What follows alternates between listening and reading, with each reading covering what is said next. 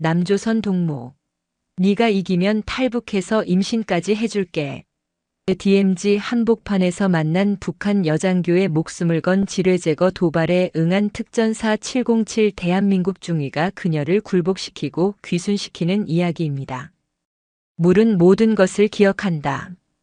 그리고 이곳 철원의 물은 피의 비릿함을 기억했다. 민족의 허리를 가로지르는 비무장지대. 그 중에서도 철의 삼각지대라 불리는 이곳은 수십 년간 서로를 향해 총구를 겨누어온 증오가 이끼처럼 두껍게 내려앉은 땅이었다. 여름의 끝자락 새벽녘에 습기는 짙은 안개가 되어 이 금단의 땅을 유령처럼 배회했다. 안개는 소리를 죽이고 시야를 앗아갔다. 축축한 흙냄새와 녹슨 철조망의 냄새가 뒤엉켜 폐부를 찔렀다. 이 붉은 안개 속을 4개의 그림자가 유령보다 더 유령처럼 움직이고 있었다. 대한민국 육군 특수전사령부 제707 특수임무단 통칭 백호부대 소속 권시우 대위와 그의 팀이었다. 방향 사무 하나의공. 목표 지점까지 800. 귓속의 초소형 통신기를 통해 들려오는 부팀장의 목소리는 속삭임보다 낮았으나 권시우의 고막에는 천둥처럼 선명했다. 그는 손짓 한 번으로 대열의 정지를 명했다. 검은 위장 크림을 바른 그의 얼굴은 안개 속에서조차 냉철한 조각상 같았다. 그들의 임무는 간단 명료했다. 수집. 며칠 전 기상 악화로 추락한 북측의 신형 무인 정찰기. 그 잔해가 남방한 개선 SFL을 불과 수백 미터 앞둔 이곳 제3땅굴의 예상 환풍구 지점에 떨어졌다. 적의 기술을 확보하는 것. 그것이 그들이 이 짙은 안개를 뚫고 적진의 목구멍까지 기어들어온 이유였다. 권시우는 무릎을 굽힌 채 특수 제작된 야간 투시경을 통해 안개 너머를 응시했다. 열어는 보이지 않았다. 하지만 그는 본능적으로 알고 있었다. 이곳은 결코 비어있지 않다. 그의 감각이 곤두섰다. 나뭇잎에 떨어지는 이슬 방울 소리, 멀리서 들려오는 고라니의 신경질적인 울음소리, 그리고 그 모든 소리를 덮어버리는 제호감이 외치고 있었다. 있다. 그는 다시 한번 수신호를 보냈다. 적 근접. 대기. 팀원들은 그 자리에서 안개와 하나가 되었다. 훈련된 대로 호흡을 반으로 줄이고 심장 박동마저 제어하려 애썼다. 그때였다. 안개가 10개 흩어지는 찰나 불과 20걸음 전방. 낡은 참호선의 잔해 위로 희미한 실루엣이 나타났다. 권시우는 숨을 멈췄다. 하나가 아니었다. 셋, 아니 넷. 그들 역시 이쪽을 노리고 온 것이 분명했다. 북한 특수작전군. 복장과 장비가 일반 전방부대원들의 그것이 아니었다. 그들 역시 위장포를 뒤집어 쓰고 있었지만 움직임의 기민함과 대형 유지가 남달랐다. 무인기 잔해를 회수하러 온 북측의 회수조였다. 권시우의 손이 소음기를 장착한 K7 기관단총의 안전장치로 향했다. 여기서 교전이 벌어지면 양측 모두에게 재앙이다. 남북의 모든 감시초 소지피가 이 한 점을 향해 불을 뿜을 것이다. 임무는 실패하고 전원 몰살이다. 그는 팀원들에게 교전 금지, 은밀 후퇴를 지시하려 했다. 그 순간 적의 선두에 섰던 그림자가 손을 들어 제 뒤의 대원들을 멈춰 세웠다. 그 역시 이쪽의 기척을 느낀 것이다. 안개가 야속하게도 그 지점만 살짝 거쳤다. 권시우는 야간 투시경의 배율을 높였다. 그리고 그는 보았다. 적의 지휘관. 다른 대원들보다 한 걸음 앞에 서서 이쪽을 똑바로 응시하고 있는 그 인형을. 여성이었다. 위장모 아래로 드러난 턱선과 눈매가 가늘고 날카로웠다. 계급장은 보이지 않았으나 그 몸에서 뿜어져 나오는 위압감은 수십 번의 실전을 겪은 베테랑의 것이었다. 그녀의 손에는 짧은 총열의 98식 보총북한판 AK-74이 들려 있었다. 그녀와 권시우의 시선이 허공에서 부딪혔다. 수천 볼트의 전류가 흐르는 듯 했다. 시간은 정지했다. 그녀는 총을 겨누지 않았다. 권시우 역시 방아쇠에 손가락을 걸지 않았다. 그것은 암묵적인 규칙이었다. 이 안개 속에서 먼저 총을 쏘는 자는 자신의 위치를 만천하에 광고하는 어리석은 자일 뿐이다. 그녀는 천천히, 아주 천천히 고개를 까딱했다. 꺼져라. 라는 무언의 경고. 권시우는 미동도 하지 않았다. 내가 꺼져라. 라는 무언의 대답. 팽팽한 긴장감이 안개를 뚫고 서로의 피부를 찔렀다. 일촉즉발. 바로 그때 정적을 깬 것은 인간이 아니었다. 크르르릉.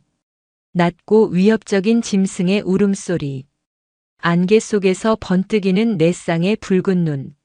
멧돼지였다. 하지만 일반적인 멧돼지가 아니었다. 이 비무장지대에서 수십 년간 갇혀 지내며 야생성을 극도로 키운 무게가 200kg은 좋게 넘어 보이는 거수들이었다. 놈들은 최근 내린 비로 불어난 강을 피해 이곳으로 올라온 듯 했다. 멧돼지 무리는 양측의 정확히 중간 지점에서 나타나 양쪽의 인간들을 동시에 위협했다. 북한군 여성 장교가 먼저 반응했다. 그녀는 망설임 없이 멧돼지를 향해 총을 돌렸다. 휴! 날카로운 소음기 발사음. 선두 멧돼지의 눈에 정확히 총알이 박혔다. 하지만 그 소리가 오히려 나머지 놈들을 자극했다. 끼익! 성난 멧돼지 3마리가 양쪽을 향해 동시에 돌진했다. 산개! 권시우가 외쳤다. 그의 팀원들이 순식간에 흩어졌다. 북한군 역시 흩어졌다. 안개 속은 순식간에 아수라장이 되었다. 멧돼지의 돌진, 인간들의 회피, 그리고 그 와중에도 서로를 향한 경계. 권시우는 몸을 굴려 거대한 참나무 뒤로 피했다. 그 순간 멧돼지 한 마리가 그가 방금 전까지 있던 자리를 들이받았다. 흙더미가 튀었다. 그때였다.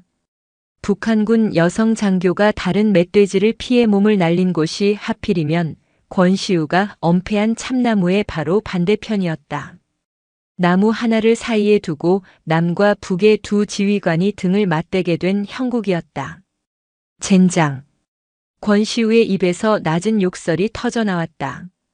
안개 너머로 팀원들의 다급한 움직임과 멧돼지의 분노한 숨소리가 뒤섞였다. 그녀 역시 숨을 몰아쉬고 있었다. 나무 껍질에 등을 기댄 채 그녀는 반대편의 권시우를 향해 낮고 차가운 목소리를 뱉어냈다. 거기 남조선 괴뢰군.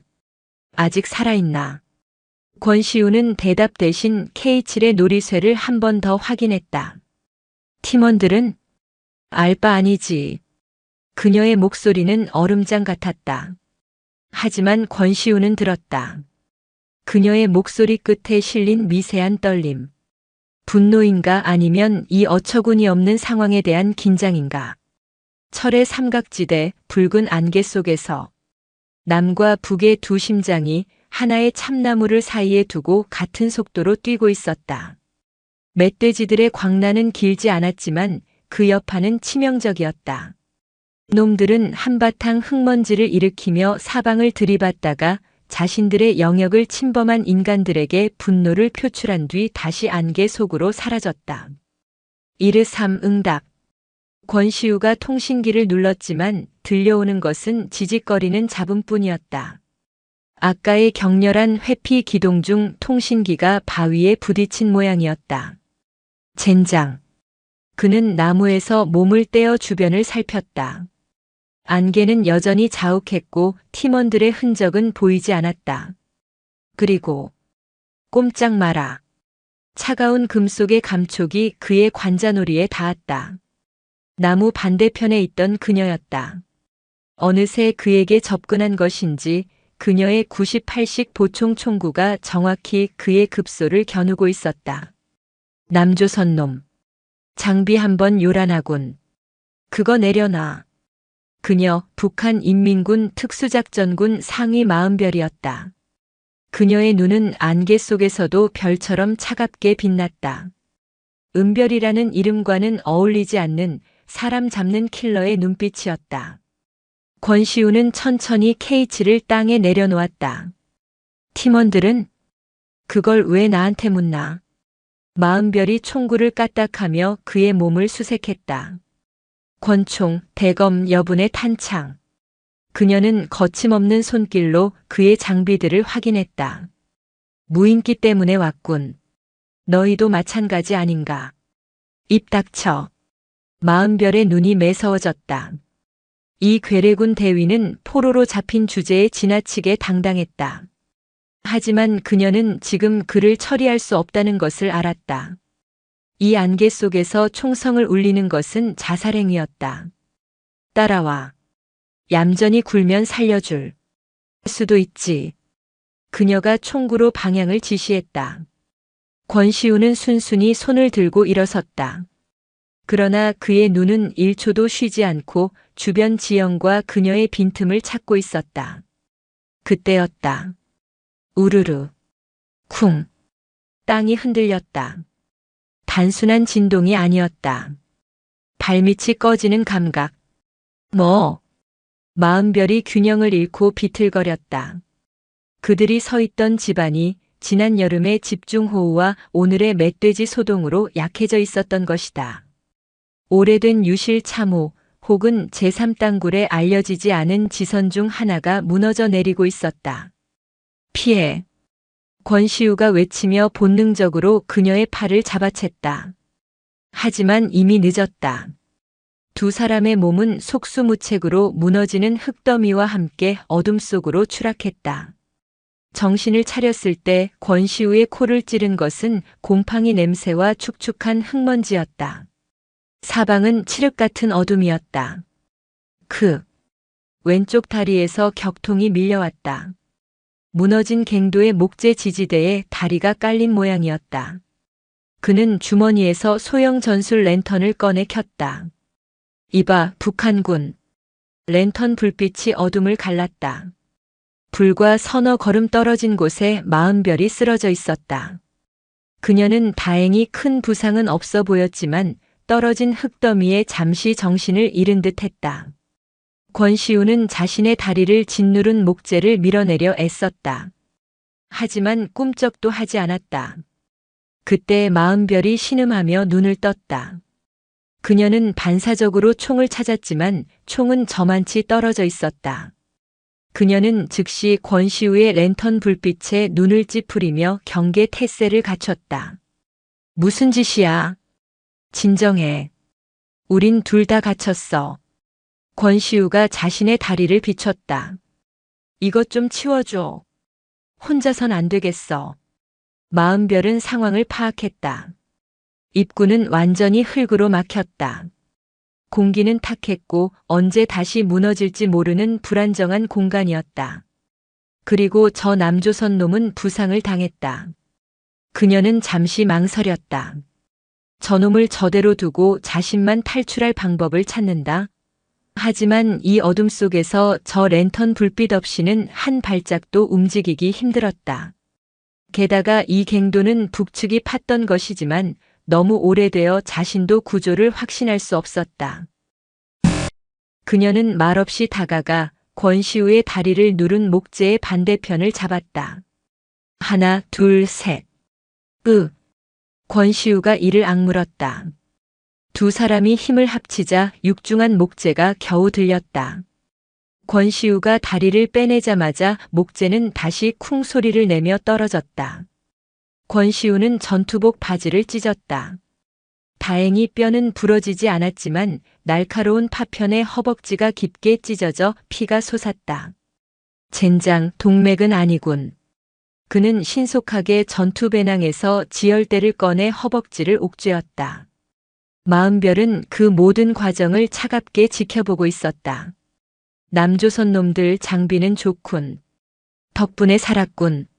상위 동무. 권시우가 빈정거리듯 말했다. 그는 지혈을 마친 뒤 전투 식량 봉지에서 에너지바 하나를 꺼내 그녀에게 툭 던졌다. 마음별은 날아온 에너지바를 노려봤다. 적선 따윈 필요 없다. 적선이 아니야. 거래지. 여기서 나가려면 힘을 써야 할 테고 힘을 쓰려면 먹어야지. 난 부상자고 당신은 이 굴을 나보다 잘 알 테니까. 권시우가 랜턴으로 주변을 비췄다. 갱도는 한쪽 방향으로 길게 이어져 있었다. 마음별은 잠시 망설이다가 에너지바 포장을 뜯었다. 단맛이 입안에 퍼지자 비로소 자신이 얼마나 긴장하고 굶주렸는지 깨달았다. 이갱도. 아군이 수십 년 전에 팠던 예비 통로다. 지금은 폐쇄됐을 터. 출구가 있나? 모른다. 하지만 환풍구는 있어야지. 그녀가 갱도 저편을 가리켰다. 저쪽이다. 공기가 그나마 저쪽에서 흘러오고 있어. 권시우는 부상당한 다리를 절뚝이며 일어섰다. 앞장서. 마음별은 떨어진 자신의 총을 집어들었다. 권시우는 K치를 챙겼다. 어둠 속에서 랜턴 불빛 하나에 의지한 채 두 사람은 다시 적이 되었다. 하지만 동시에 이 무덤 같은 갱도를 탈출해야 하는 유일한 생존자이기도 했다. 그들은 말없이 걷기 시작했다. 권시우가 불빛을 비추고 마음별이 앞장서서 혹시 모를 부비 트랩이나 함몰 지점을 확인했다. 얼마나 걸었을까? 권시우의 다리 통증이 점점 심해졌다. 식은땀이 비오듯 흘렀다. 잠깐. 쉬자. 그가 벽에 기대어 주저앉았다. 마음별이 멈춰 서서 그를 돌아봤다. 고작 그 상처로 엄살인가. 지혈대가 풀린 것 같군. 권시우가 허벅지를 확인했다. 붕대 밖으로 피가 다시 배어나오고 있었다. 마음별은 혀를 찼다. 비켜. 그녀는 거칠게 권시우를 밀치고 그의 군장을 뒤졌다. 구급낭하의 FAK 나왔다. 그녀는 능숙한 솜씨로 지혈대를 풀고 상처 소독포로 상처를 닦아낸 뒤 새 압박붕대를 감았다. 손길은 거칠었지만 정확했다. 특수부대원이라더니 자기 응급처치도 제대로 못하나. 고맙다는 말은 생략하지. 권시우가 찡그린 얼굴로 말했다. 쓸데없는 소리. 마음별은 다시 앞서 걸었다. 하지만 그녀의 발걸음은 아까보다 미세하게 느려져 있었다. 부상당한 그의 보폭에 맞추려는 무의식적인 배려였지만 그녀 자신은 그것을 인정하고 싶지 않았다. 그렇게 1시간쯤 더 걸었을까? 드디어 저 멀리 희미한 빛이 보였다. 환풍구다. 두 사람의 얼굴에 동시에 희미한 안도가 스쳤다. 하지만 그 안도는 오래가지 않았다. 환풍구는 수직으로 뚫려 있었고 낡은 철제 사다리가 녹슨 채 벽에 붙어 있었다. 그리고 그 아래 빗물이 고인 웅덩이에는 수십 년은 묵었을 법한 인민군 복장의 유골이 잠겨 있었다. 아마도 갱도가 유실될 때 미처 빠져나가지 못한 병사일 것이다. 마음별의 얼굴이 순간 굳어졌다. 그녀는 그 유골을 향해 짧게 묵념했다. 올라간다. 그녀가 먼저 사다리를 잡았다. 하지만 사다리는 그녀의 무게를 이기지 못하고 삐걱거리며 일부가 부서져 내렸다. 젠장 썩었어. 권시우가 아래를 살폈다. 내가 먼저 올라가지. 내가 딛는 곳만 밟아. 부상자 주제에.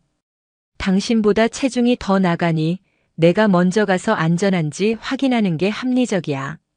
아니면 여기서 저 유골 동무랑 같이 묻히든가. 마음별은 입술을 깨물었다.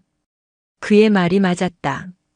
권시우는 K치를 등에 단단히 맸다. 랜턴은 당신이 들어. 내가 발 딛는 곳을 비춰. 그는 부상당한 다리에 힘을 주며 사다리를 오르기 시작했다. 녹슨 철제 발판이 위태롭게 흔들렸다. 마음별은 아래에서 랜턴으로 그를 비추며 그가 딛는 발판을 유심히 지켜봤다. 오른쪽 세 번째 금가 있다. 그녀의 외침에 권시우가 아슬아슬하게 그 발판을 피했다. 수직으로 10m. 부상당한 몸으로 오르기에는 영원처럼 긴 거리였다. 마침내 권시우의 손이 환풍구박 축축한 흙에 닿았다. 됐다. 그가 몸을 끌어올려 밖으로 빠져나왔다. 새벽보다 더 짙어진 안개가 그를 반겼다. 그는 즉시 몸을 돌려 아래의 마은별에게 손을 내밀었다. 마은별은 그 손을 무시하고 사다리의 마지막 칸을 밟고 스스로 올라왔다. 두 사람은 드디어 지상으로 다시 비무장지대의 한복판으로 돌아왔다. 서로의 얼굴은 흙먼지와 땀으로 범벅이 되어 있었다. 그들은 잠시 거친 숨을 몰아쉬었다. 생존. 오직 그것 하나만을 위해 적과 손을 잡았다. 이제 그들은 다시 적이었다. 지상의 공기는 지하의 곰팡내와 비교할 수 없이 상쾌했지만 동시에 살벌한 긴장감을 머금고 있었다. 둘은 다시 안개 속에 노출되었다. 권시우와 마은별은 서로를 마주 보았다. 방금 전까지 생사를 함께 헤쳐나온 동료라고는 믿기지 않을 만큼 두 사람의 눈빛은 다시 저기로 날카로워졌다. 마은별이 먼저 총구를 권시우에게 겨눴다. 하지만 아까 갱도 입구에서처럼 그의 관자놀이를 겨누지는 못했다. 총구는 그의 가슴팍 언저리에서 미세하게 흔들렸다. 권시우도 K치를 들어 그녀를 겨눴다. 정적이 흘렀다. 안개 속에서 물방울 떨어지는 소리, 그리고 서로의 거친 숨소리만이 들렸다. 이제 어쩔 거지? 권시우가 먼저 입을 열었다. 그의 목소리는 젖은 흙처럼 무거웠다. 서로 쏠 건가?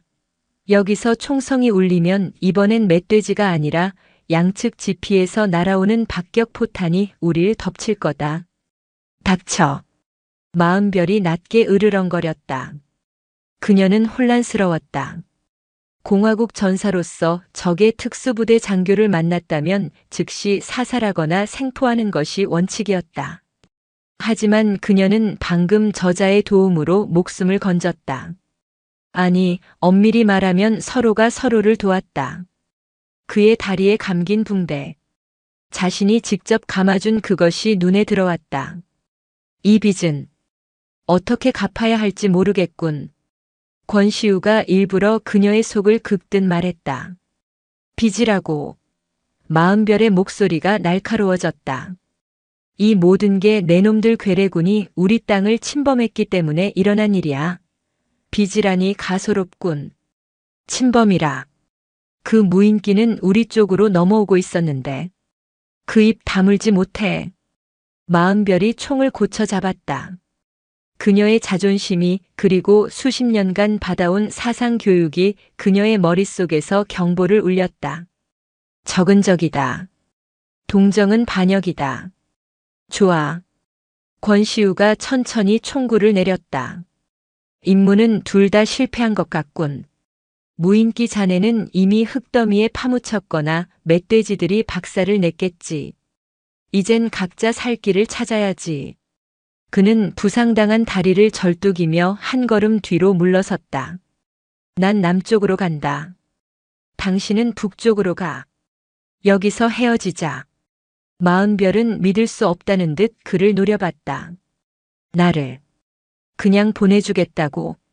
내가 당신을 잡아가면 당신네 부대에서 날 찾으러 올 테고, 당신이 날 쏘면 우리 부대에서 당신네 지피를 날려버리겠지. 그게 우리가 원하는 건가? 권시우가 안개 낀 하늘을 올려다봤다. 이 지긋지긋한 땅에서 오늘 하루쯤은 서로 못 본 걸로 하는 게 어때? 그의 말은 합리적이었다. 하지만 마은별에게는 굴욕적이었다.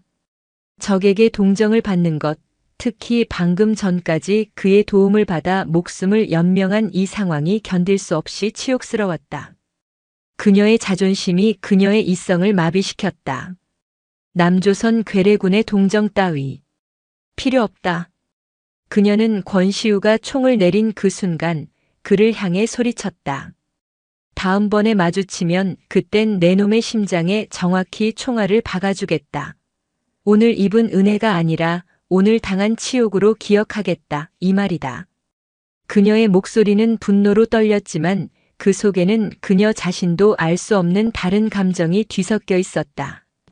그를 죽이지 못한 것에 대한 안도감, 그리고 그에게서 느낀 인간적인 모습에 대한 혼란이었다. 권시우는 그녀의 도끼 어린 말을 묵묵히 들었다. 그는 그녀의 눈에서 자존심 뒤에 숨겨진 공포와 갈등을 읽었다. 살아 돌아가시오, 마흔별 상위. 그가 담담하게 말했다. 그 말은 마흔별의 마지막 이성을 끊어놓았다. 그녀는 이를 악물고 총의 개머리판으로 그의 부상당한 다리를 가격했다. 크억. 권시우가 비명을 삼키며 무릎을 꿇었다. 마흔별은 그 틈을 타 안개 속으로 몸을 날렸다. 두고 봐, 권시우. 그녀의 목소리가 안개 속에서 메아리 쳤다. 이름은 어떻게 알았을까? 아까 그의 군장을 뒤질 때 전투복에 새겨진 이름을 본 모양이었다. 권시우는 고통스러운 다리를 부여잡고 거친 숨을 내쉬었다. 그는 그녀가 사라진 방향을 노려봤다. 독한 여자로군. 그는 이를 악물고 일어섰다.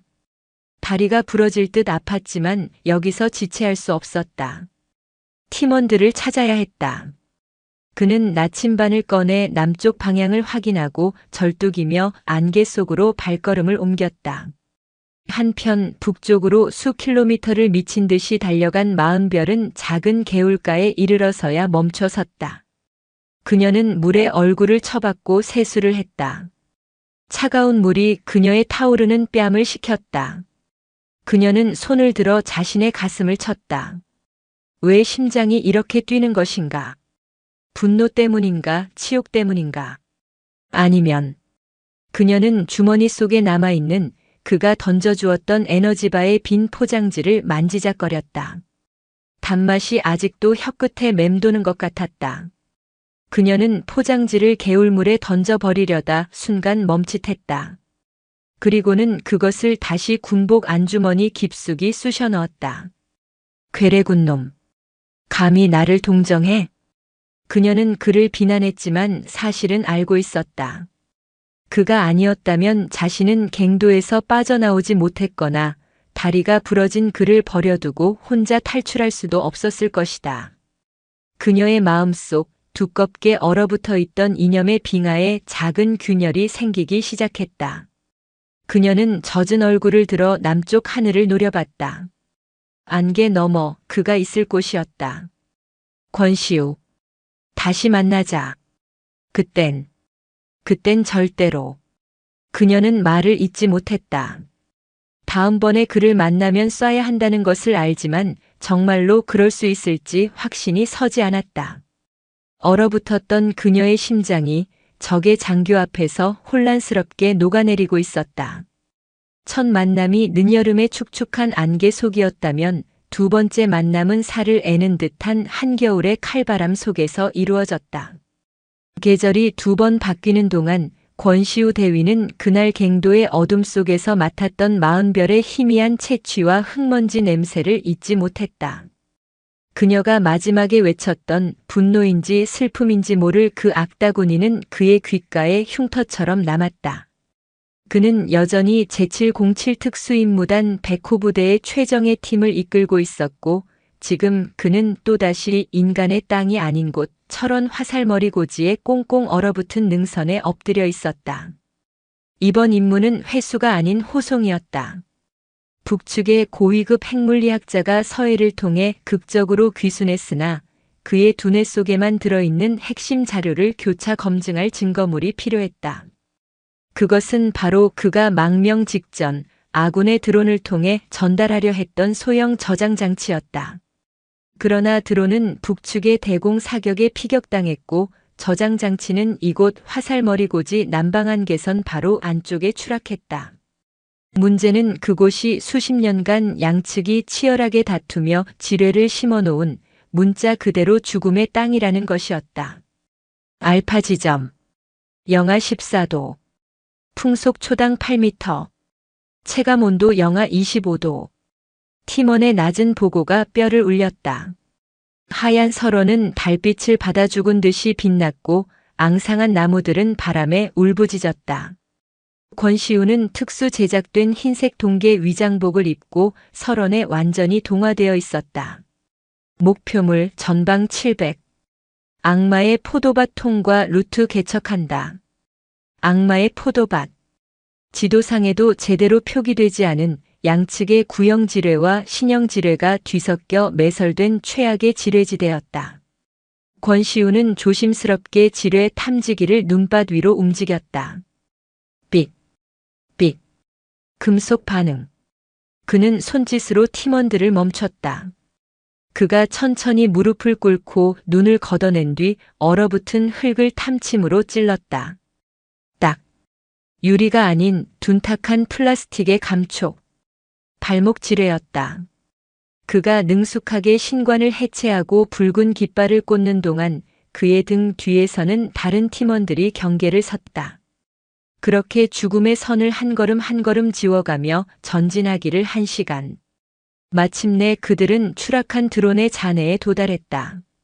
시커멓게 불탄 동체 사이로 방열 처리가 된 작은 금속 상자가 보였다. 목표물 확보. 권시우가 나지막이 말하며 상자를 집어드는 순간이었다. 쓰아. 바람 소리가 아니었다. 얼음처럼 차갑고 귀에 익은 그 목소리. 푸흡. 소음기가 달린 저격 총소리와 함께 권시우의 바로 옆에서 경계를 서던 부팀장의 방탄모가 뒤로 젖혀졌다. 매복이다. 산개. 권시우가 외치며 몸을 날렸다. 동시에 사방의 눈더미 속에서 하얀 위장복을 입은 북한군 특수부대원들이 유령처럼 솟아올랐다. 그들은 완벽하게 707 부대를 포위하고 있었다. 탕, 타당.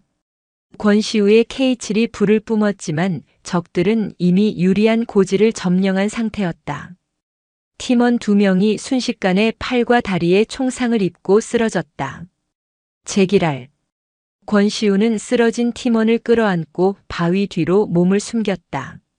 사방은 북한군에 의해 완벽히 차단되었다. 그들은 이 작전을 아니 권시우 그 자신을 기다리고 있었던 것이다. 오랜만이군 권시우 대위. 포위망의 정면 가장 높은 바위 위에서 하얀 망토를 두른 인형이 천천히 일어섰다. 눈보라가 그녀의 머리카락을 흩날렸다. 마흔별 상위. 그녀는 몇 달 전보다 더 야위고 더 날카로워져 있었다. 그녀의 눈은 혹한의 얼음보다 더 차갑게 권시우를 꿰뚫어 보고 있었다. 부상자는? 둘이다. 하지만 전투 가능. 권시우가 외쳤다. 저항은 무의미하다. 마흔별이 확성기를 들고 외쳤다. 그녀의 목소리는 바람을 타고 설원을 울렸다. 그 상자 넘기고 투항하라.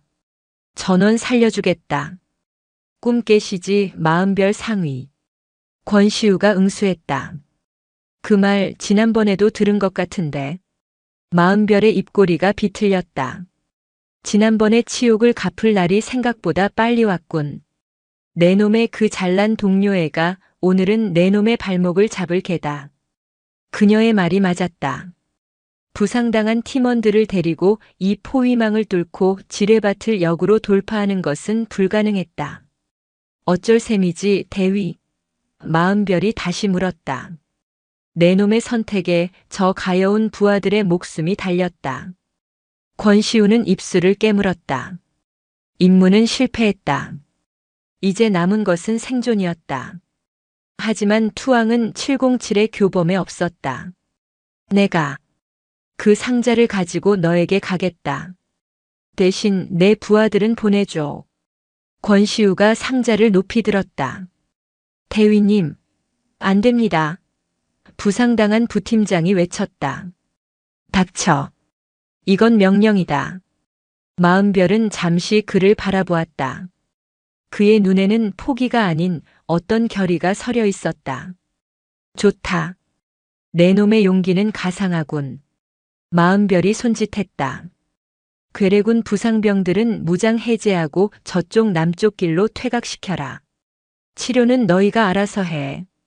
북한군 몇몇이 총을 겨눈 채 부상당한 707 대원들을 지뢰밭이 없는 안전한 길로 몰았다. 권시우는 그들이 시야에서 사라질 때까지 꼼짝도 하지 않았다. 이제 설원에는 권시우와 그를 완벽하게 포위한 40별의 부대원들, 그리고 40별 자신만이 남았다. 상자를 이리 넘겨. 권시우는 상자를 든 채 천천히 일어섰다. 넌 날 기다렸군. 그래. 40별은 시인했다. 그날 갱도에서 내 놈이 내게 안겨준 그 치욕. 잠시라도 내 놈에게 목숨을 비쳤다는 그 사실이 매일 밤 나를 불태웠다. 그래서 이제 그 빚을 갚겠다. 그래. 내 놈의 목숨을 가져가고 임무를 완수함으로써 40별이 그에게 한 걸음 다가왔다. 두 사람의 거리는 불과 10m. 바람이 멎고 두 사람 사이에 숨막히는 정적이 흘렀다. 권시우는 그녀의 눈을 똑바로 바라보았다.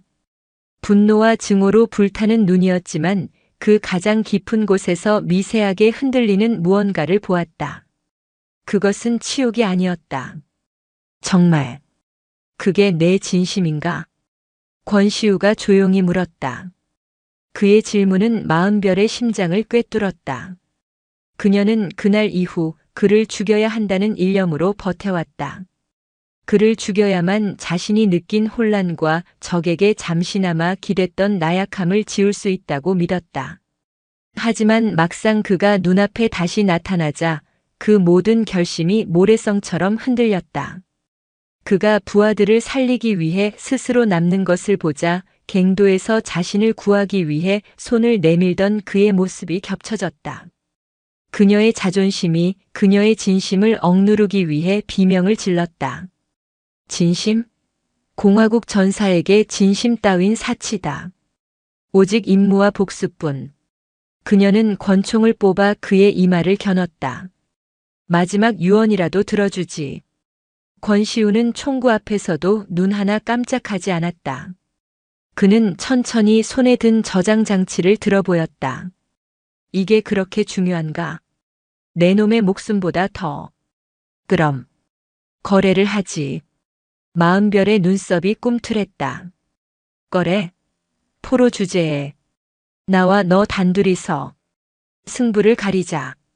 권시우의 제안에 40별의 부대원들이 술렁였다. 40별은 손을 들어 그들을 제지했다. 그녀는 흥미롭다는 듯 혹은 어이없다는 듯 그를 바라봤다. 무슨 승부? 권시우는 고갯짓으로 그들 사이에 펼쳐진 악마의 포도밭을 가리켰다. 저 지뢰밭. 누가 더 빨리 더 많이 지뢰를 해체하는지. 승부다. 40별은 권시우의 말을 듣고 실소를 터뜨렸다. 처음에는 그가 공포에 질려 정신이 나갔다고 생각했다. 지뢰 해체 승부. 하. 내 놈 지금 목숨을 구걸하는 방식이 참으로 유별나군. 구걸이 아니다. 기회지. 권시우가 차분하게 말했다. 넌 날 죽이고 싶어 해. 하지만 그냥 쏘는 건 시시하지 않나? 내가 그토록 말하는 치욕을 갚으려면 내가 나보다 모든 면에서 뛰어나다는 걸 증명해야지. 특히 이런 전문 기술에서 말이야. 그의 말은 정확히 40별의 자존심을 건드렸다. 그녀는 북한 특수작전군 내에서도 최고의 폭파 및 장애물 설치 전문가였다. 적진의 침투해 주요 시설을 타격하는 것이 그녀의 주특기였다. 재미있는 소리군. 40별의 눈이 가늘어졌다. 좋다. 하지만 승부에는 대가가 따르는 법. 내가 이기면 이 저장 장치와 내 목숨 둘 다 너의 것이다. 깔끔하게. 그리고 내가 이기면 40별은 그가 나를 살려보내달라는 말을 할 것이라 예상했다. 하지만 권시우의 대답은 그녀의 예상을 완전히 벗어났다.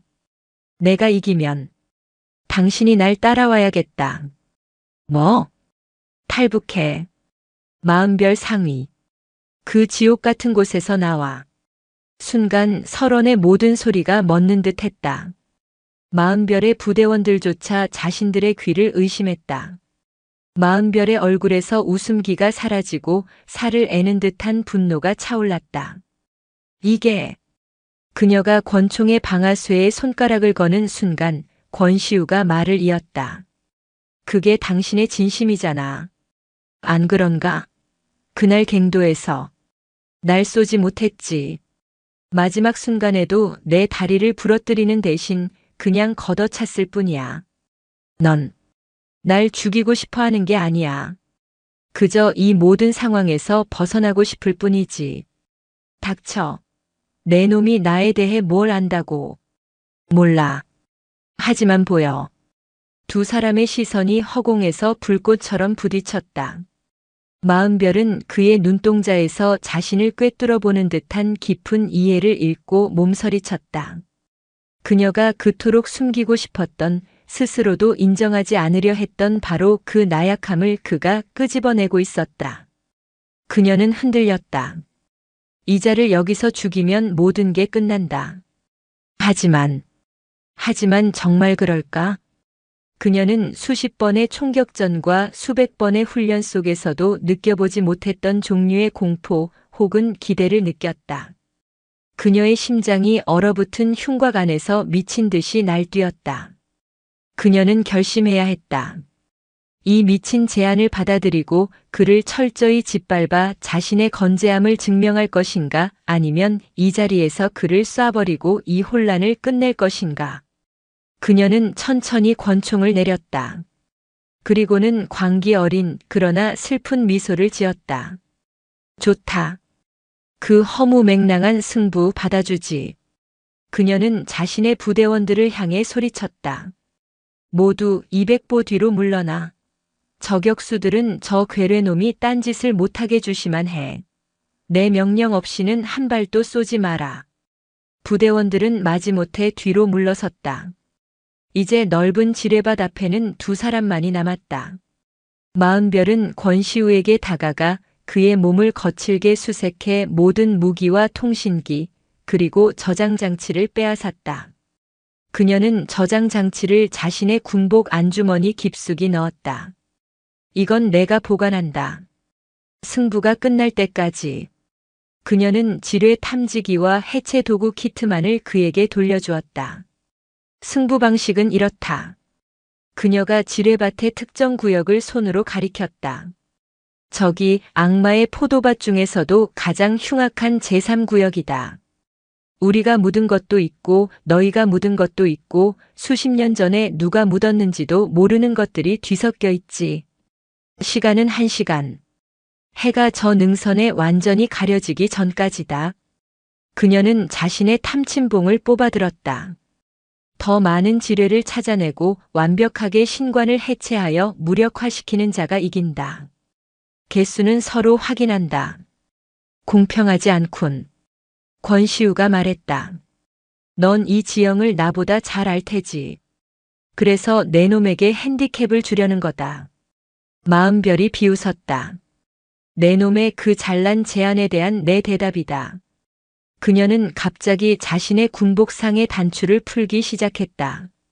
방안 외투한 군복 셔츠의 가장 안쪽 주머니에서 그녀는 작은 비닐 주머니를 꺼냈다. 그 안에는 2개의 작은 알약이 들어있었다. 이게 뭐지? 내 놈들이 그렇게 찾아 헤매던 우리 공화국이 새로 개발한 신경 촉진제다. 그녀가 알약 하나를 권시우에게 던졌다. 일시적으로 감각을 극대화시키지. 추위도 있고 공포도 있고 손끝의 감각은 바늘끝보다 더 예리해질 거다. 대신 부작용이 좀 있지. 1시간 뒤엔 지옥을 맛보게 될 게다. 그녀는 나머지 알약 하나를 망설임 없이 자신의 입에 털어넣었다. 어때, 공평하지 않나? 같은 약을 먹고 같은 지옥에서 승부하는 거다. 권시우는 손바닥 위에 작은 알약을 내려다보았다. 이것은 승부가 아니었다. 목숨을 건 도박이었다. 하지만 그는 물러설 곳이 없었다. 그도 알약을 삼켰다. 몇 초 지나지 않아 온몸에 피가 끓어오르는 듯한 열기가 느껴졌다. 영하 20도의 추위가 사라졌다. 바람 소리가 멀어지고 자신의 심장 박동 소리와 눈 결정이 부서지는 소리가 귓가에 선명하게 들려왔다. 손끝이 저릿할 정도로 예민해졌다. 자, 시작해볼까? 마은별이 먼저 얼어붙은 흙을 향해 탐침을 찔러 넣었다. 잠깐. 권시우가 그녀를 불렀다. 내가 말한 데가 말이야. 내가 이기면 넌 탈북한다. 그걸로 끝인가? 마은별이 그를 돌아보았다.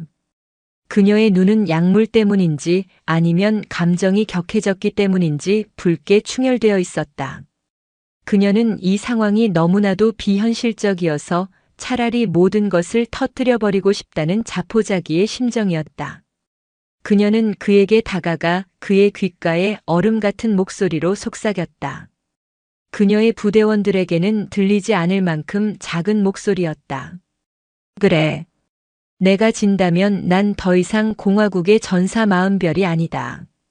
그녀의 목소리가 미세하게 떨렸다. 내가 이기면 탈북해서 내 놈에게 가겠다. 그리고 내 놈이 원하는 대로 해주지. 그녀는 권시우의 멱살을 잡아 끌어당겼다. 내 놈의 아이까지 낳아주겠다, 이 말이다. 이 허무맹랑한 승부에 내 모든 것을 걸겠다. 됐나? 그것은 증오의 고백인가 아니면 절박한 사랑의 절규인가? 권시우는 그녀의 눈동자 속에서 활활 타오르는 절망과 그보다 더 뜨거운 진심을 보았다. 그녀는 자신의 목숨뿐만 아니라 자신의 존재 자체를 이 승부에 걸어버린 것이다. 약속. 지켜. 권시우가 낮은 목소리로 대답했다. 내 놈이 이길 수 있다면 말이지. 마은별이 그를 밀치고 돌아섰다. 시작이다. 두 개의 그림자가 죽음이 깔린 설원, 악마의 포도밭으로 동시에 발을 내디뎠다. 악마의 포도밭은 이름 그대로였다. 땅은 수십 년간의 증오를 머금고 꽁꽁 얼어붙어 탐침봉 끝이 잘 들어가지도 않았다. 신경 촉진제 덕분에 권시우는 추위를 느끼지 못했지만 대신 모든 감각이 비정상적으로 날카로워져 있었다. 바람이 살갗을 스치는 감촉이 마치 칼로 베는 듯 했고 얼어붙은 흙 알갱이가 부서지는 소리가 귓속에서 폭발하는 듯 했다. 마은별은 그보다 더 빠르고 거칠었다. 그녀는 마치 짐승처럼 엎드려 눈을 헤치고 흙을 파냈다. 그녀의 방식은 정교함보다는 경험과 직관에 의존했다. 첫 번째다. 승부를 시작한 지 불과 10분 만에 그녀가 외쳤다. 그녀가 파낸 것은 구소련제 PMMPMN 대인 지뢰였다. 오래됐지만 치명적인 일명 흑과부였다. 그녀는 망설임 없이 덮개를 열고 격발 장치를 분리한 뒤 안전핀을 다시 꽂았다. 1대0. 권시우는 초조해하지 않았다. 그는 자신의 호흡을 조절하며 탐지기에 집중했다. 약물의 효과로 그는 흙 속의 미세한 밀도 차이마저 느낄 수 있을 것 같았다. 비빅. 약한 금속 반응. 비금속 지뢰일 가능성이 높았다. 그는 조심스럽게 눈을 걷어냈다. 얼어붙은 흙 밑에 낙엽으로 위장된 희미한 윤곽이 보였다. 미제 M14M14 일명 발목 절단기였다. 그는 특수 제작된 집게와 칼로 조심스럽게 압력판 주변의 흙을 걷어냈다. 신관을 해체하려던 순간 그는 등골이 오싹해지는 것을 느꼈다. 이건 이중 함정이다. 압력판 밑에 압력이 해제되면 터지는 또 다른 신관이 연결되어 있었다. 707의 교범에서나 보던 악랄한 방식이었다. 젠장. 그는 땀으로 축축해진 손을 바지에 문질렀다. 그는 해체 도구에서 가는 철사를 꺼내 압력판을 현재 상태로 고정시킨 뒤 두 번째 신관을 먼저 무력화했다. 식은 땀이 흘렀지만 약물 덕분에 손은 떨리지 않았다. 하나. 그가 해체된 지뢰를 들어보였다. 1대1. 마은별이 그를 노려보며 콧방귀를 뀌었다. 제법이군. 하지만 늦어. 그녀는 다시 맹렬하게 땅을 파헤쳤다. 그녀의 움직임에는 자포자기한 듯한 광기가 서려 있었다. 두 번째, 세 번째. 두 사람은 마치 죽음의 얼음판 위에서 위험한 왈츠를 추는 듯 했다. 마흔별이 POMZ 파편 지뢰를 찾아내면 권시우는 유실된 K413 K413 세열 수류탄을 개조한 부비트랩을 해체했다. 점수는 3대3 동점. 해는 이미 능선에 걸려 설원 위로 길고 붉은 그림자를 들이우고 있었다. 약물의 효과가 서서히 떨어지기 시작했다. 손끝의 예민함 대신 끔찍한 피로와 근육 경련이 밀려오기 시작했다.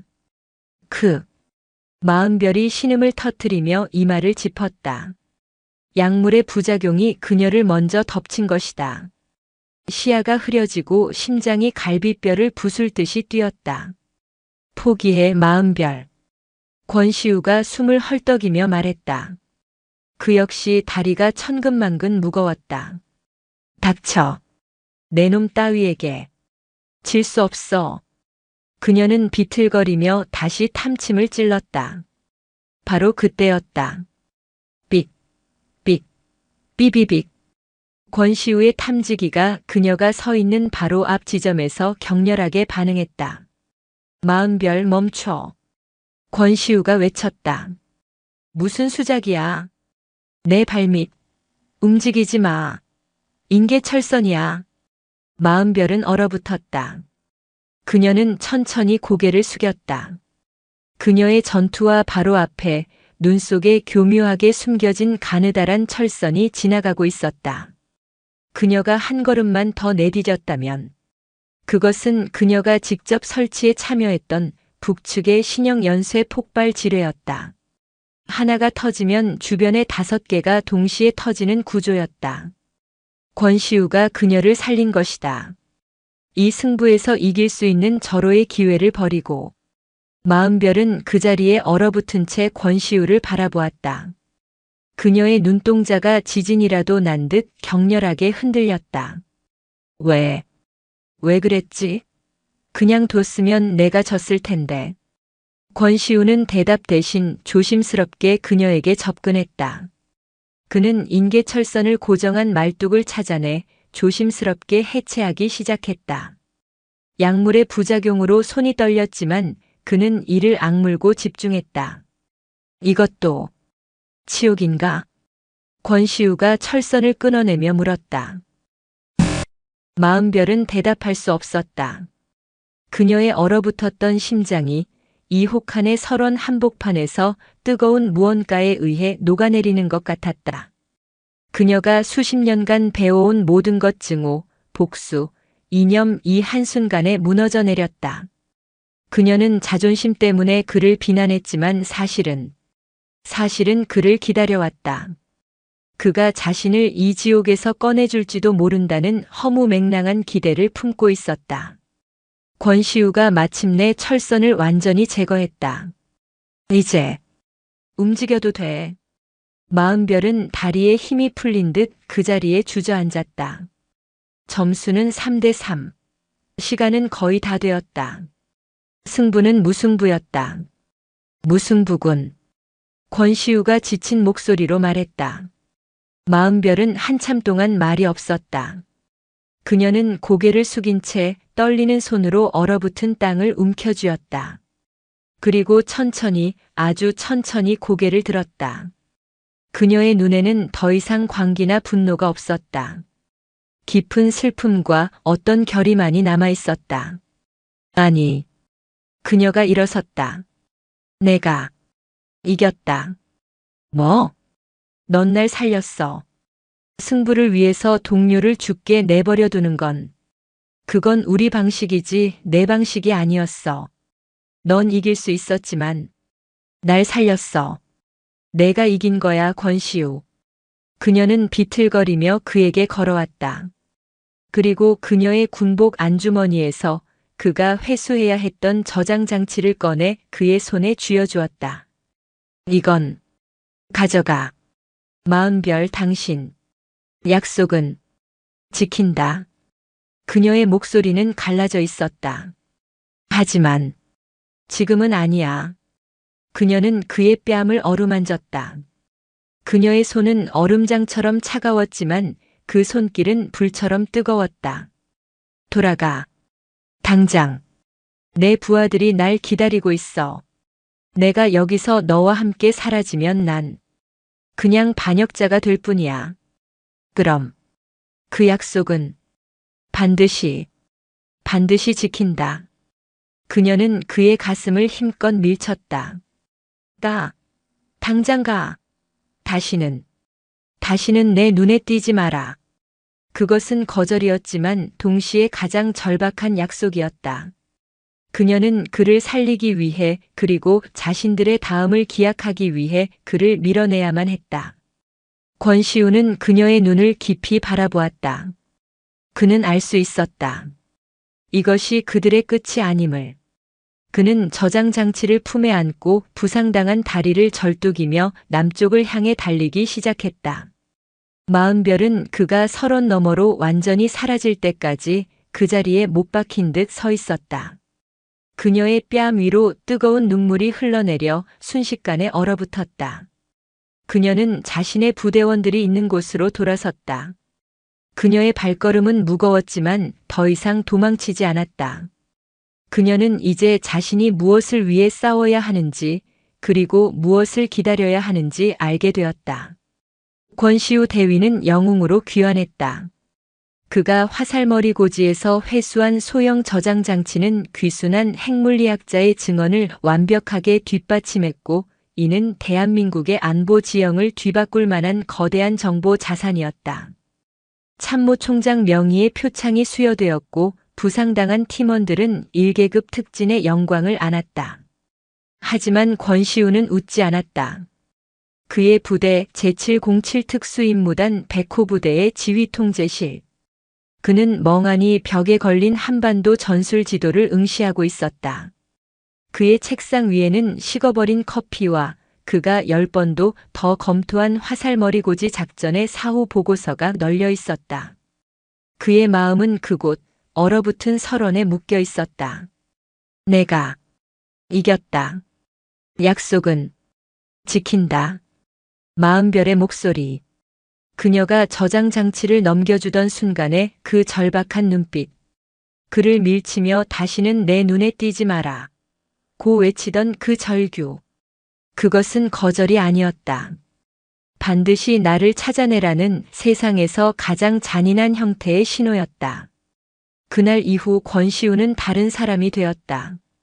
부대 내의 전설적인 백호, 냉철하고 기계 같던 그는 사라졌다. 그는 예민해졌고 집요해졌으며 위험해졌다. 대위님. 부팀장인 강인철 상사가 조심스럽게 그를 불렀다.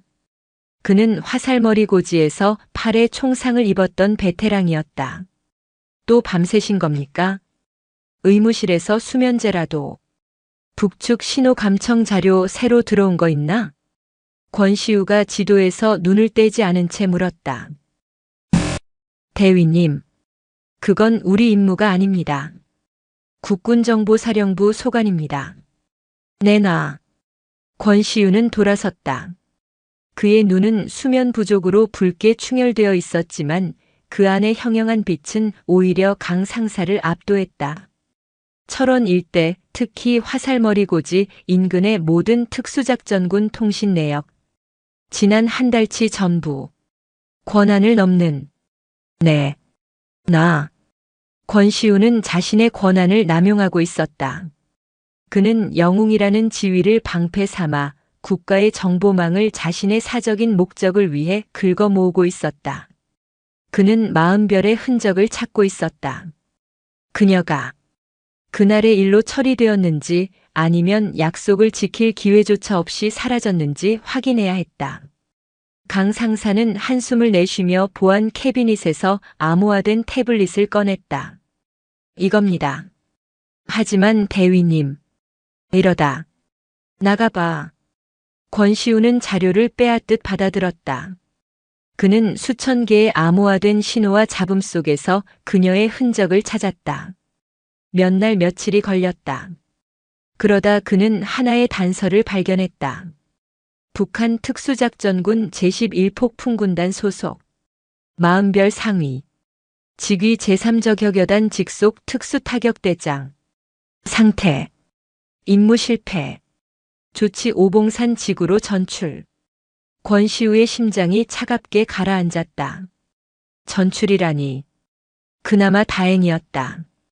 하지만 오봉산 지구는 그가 아는 곳이 아니었다. 그는 즉시 정보사령부에 복귀한 핵물리학자 관련 추가 정보 제공을 미끼로 오봉산 지구에 대한 최고 등급의 정보를 요청했다. 정보는 절망적이었다. 오봉산. 강원도 고성군 동해안 최북단에 위치한 해안 절벽 위의 감시초소. 그곳은 전방이 아니었다. 그곳은 정치범 수용소였다. 임무에 실패했거나 사상이 의심스러운 장교들을 재교육이라는 명목하에 보내는 지옥. 공식적인 기록에는 존재하지 않는 북한군 내부의 유배지였다. 그곳의 겨울은 철원보다 혹독했고 그곳의 규율은 전선보다 잔혹했다. 그녀는 살아남기 위해 그를 살려보낸 대가로 지옥으로 떨어진 것이다. 나 때문이야. 권시우는 주먹을 쥐었다. 뼈마디가 하얗게 질렸다. 그녀는 약속을 지키려다 모든 것을 잃었다. 그렇다면 이제 그가 움직여야 했다. 같은 시각 지옥이라 불리는 곳. 강원도 고성 오봉산 해안초소. 바다에서 불어오는 염분을 머금은 칼바람이 낡은 초소의 창문을 울부짖게 했다. 마흔별은 방한복도 제대로 지급받지 못한 채 초소 외벽에 얼어붙은 감시탑 위에서 경계를 서고 있었다. 그녀의 계급은 상위대위였지만 이곳에서의 대우는 이등병보다 못했다. 화살머리 고지에서 복귀한 직후 그녀는 국가안전보위부 보위부의 지하실로 끌려갔다. 마흔별 상위. 핏기 없는 얼굴의 보위부 지도원이 그녀의 조서를 읽어내려갔다. 괴뢰군 특수부대장 권시우를 사살 혹은 생포할 수 있는 절호의 기회에서 그를 고의로 방면. 또한 아군의 핵심 전략 자산 저장 장치를 적에게 넘겨주었음. 이게 사실인가? 사실이 아닙니다. 마흔별은 얼음처럼 차가운 목소리로 답했다. 적의 매복에 당해 부대원의 절반을 잃을 위기였습니다. 교전 중 적 대위 권시우에게 치명상을 입혔고 그는 저장 장치를 가지고 절벽 아래 지뢰밭으로 추락했습니다. 생사불명. 거짓말. 지도원이 조서를 책상에 내리쳤다. 내 놈의 부대원들은 내가 그놈과 단둘이 대화를 나눴다고 증언했다. 적장의 투항을 권고한 것입니다. 심리전의 일환이었습니다. 그런데 저장 장치는 권시우가 추락하며 함께 유실됐습니다. 회수 불가능했습니다. 그녀는 완벽한 거짓말을 했다. 부대원들은 멀리서 지켜봤을 뿐 저장 장치를 넘겨주는 것까지는 보지 못했다. 그녀는 권시우가 부상을 입고 비틀거리며 도망쳤다고 보고했다. 지도원은 그녀의 눈을 꿰뚫어 보려 했지만 마흔별의 눈은 흔들리지 않았다. 그녀는 이미 설원에서 모든 감정을 얼려버렸다. 흥미롭군. 지도원이 비웃었다. 내 놈의 아비가 공화국 영웅이 아니었다면 내년은 지금쯤 공개 총사령에 처해졌을 게다. 그녀는 영웅의 딸이라는 이유로 목숨만 건졌다. 모든 공적은 박탈당했고 불명예 제대 대신 재교육 처분이 내려졌다. 그것이 바로 이 오봉산 초소행이었다. 이곳의 책임자는 리대철 상좌대령과 중령 사이. 그는 사상적으로 의심스러운 자들을 사고로 위장해 처리하는 것으로 악명 높은 인물이었다. 마흔별 상위. 반갑소. 리대철은 뱀처럼 차가운 눈으로 그녀를 맞이했다. 평양의 엘리트께서 이런 누추한 곳까지 어쩐 일이신가? 아, 임무에 실수를 좀 하셨다지. 그는 노골적으로 그녀를 경멸했다. 그는 그녀에게 가장 위험한 임무만을 맡겼다. 해안 절벽 아래에 유실된 지뢰지대 수색, 야간 단독 경계, 심지어 얼어붙은 바다에 입수하여 수중 철책을 점검하는 일까지. 그는 그녀가 사고로 죽기를 바랐다. 마음별은 묵묵히 모든 것을 견뎠다. 그녀의 몸은 망가져 가고 있었다.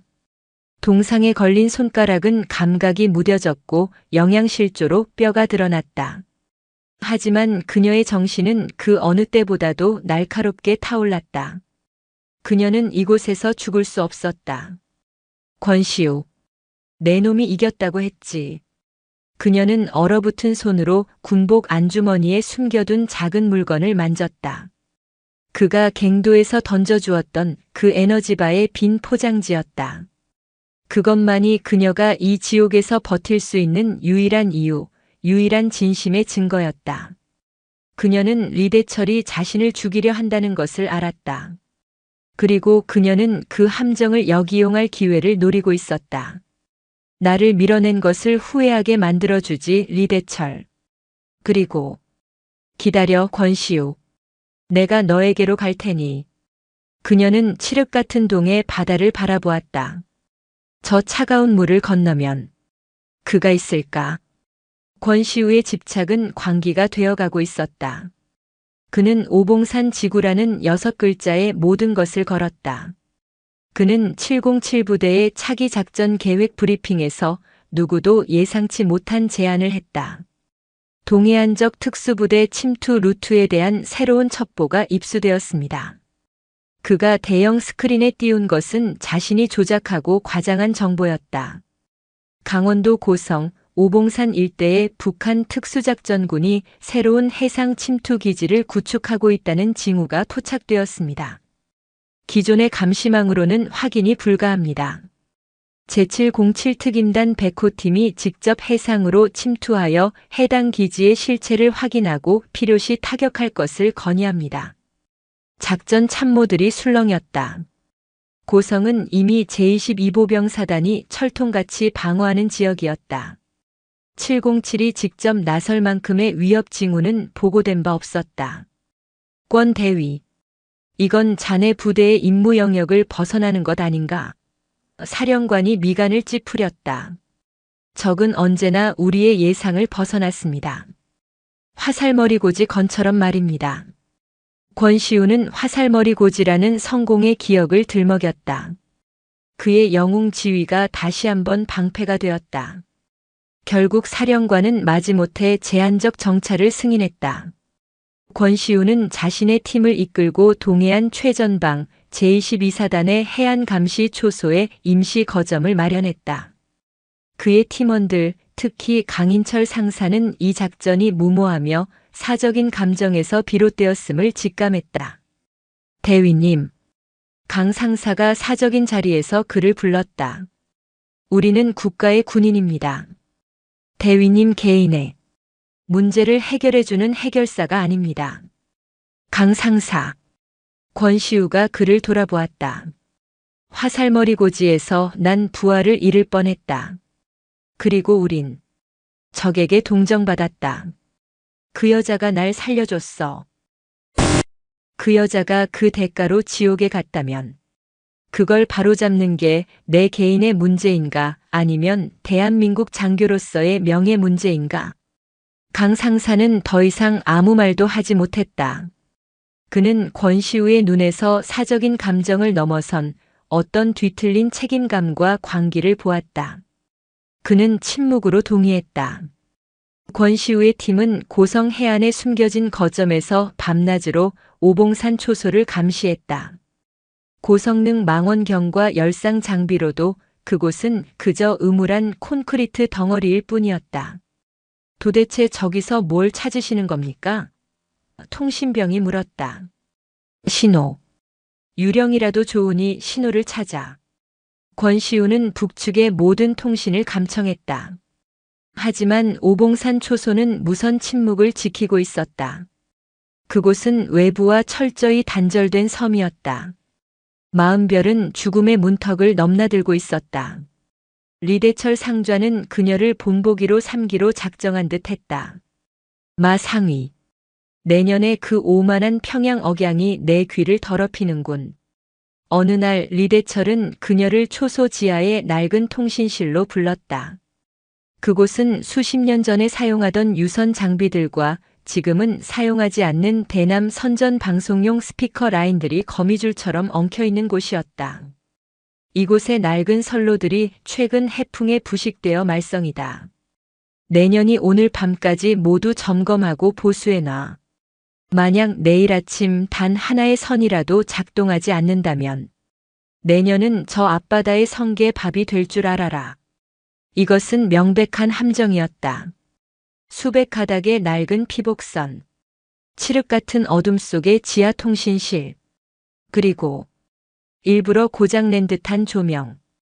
그녀가 선로를 잘못 건드려 감전사하거나 임무 완수에 실패하면 그것을 빌미로 처리하려는 속셈이었다. 마음별은 묵묵히 공구함을 집어들었다. 그녀는 어둠 속에서 손전등 하나에 의지해 먼지 쌓인 단자함을 열었다. 그때 그녀의 눈에 한 가닥의 케이블이 들어왔다. 다른 케이블들과 달리 비교적 상태가 양호한 굵은 동축 케이블이었다. 딱지가 붙어 있었다. 대남 확성기, 제3예비선, 폐쇄됨. 그녀의 심장이 거칠게 뛰기 시작했다. 이것은 비무장지대를 넘어 남쪽으로 직접 연결되는 지금은 사용되지 않는 유령의 선이었다. 리대철은 이것의 존재조차 모를 것이다. 그녀는 주변을 살폈다. 감시 카메라는 없었다. 오직 어둠과 파도 소리만이 그녀와 함께했다. 그녀는 손에 든 공구로 재빠르게 그 선의 피복을 벗겼다. 그리고는 낡은 모스 부호 발신기를 찾아내 그곳에 연결했다. 이것은 미친 짓이었다. 만약 이 신호가 북측 감청망에 먼저 걸린다면 그녀는 그 자리에서 반역죄로 총살이다. 하지만 그녀에게는 선택의 여지가 없었다. 그녀는 떨리는 손으로 키를 잡았다. 무슨 메시지를 보내야 하는가? 그가 알아들을 수 있는 신호. 그녀는 화살머리 고지의 그날을 떠올렸다. 그들이 지뢰를 해체하던 그 순간의 긴장감. 그녀는 모스 부호로 자신의 이름 초성을 쳤다. 미음, 이응, 비읍, 마은별. 그것만으로는 부족했다. 그가 이곳을 알 리 없었다. 그녀는 결심했다. 자신의 목숨을 건 마지막 도박. 그녀는 군사 지도에서 외우고 있던 오봉산 초소의 정확한 좌표를 숫자로 변환했다. 그리고 그 뒤에 날짜를 붙였다. 좌표 XXXXXX. 그리고 15일 후. 그녀는 자신이 탈출할 수 있는 유일한 날. 리대철이 본부로 회의를 가기 위해 초소를 비우는 한 달에 단 한 번 있는 그날을 찍었다. SOS. 그녀는 마지막 신호를 보내고 재빨리 모든 것을 원상복구했다. 마치 아무 일도 없었다는 듯이. 잡음입니다. 그냥 잡음입니다, 대위님. 고성 707 임시 거점. 권시우의 통신병이 절규하듯 외쳤다. 권시우는 통신병을 밀치고 헤드셋을 빼앗아 썼다. 아니야. 이건 잡음이 아니야. 대부분은 의미 없는 노이즈였다. 하지만 그 노이즈 깊은 곳에서 아주 미약하게, 그러나 일정한 간격으로 끊어지는 신호가 들려왔다. 모스 부호다. 권시우가 소리쳤다. 그는 즉시 녹음 장치를 가동하고 신호 증폭을 명령했다. 미음, 이응, 비읍. 권시우는 숨을 멈췄다. 마음별. 그녀였다. 신호는 약해졌다 강해지기를 반복했다.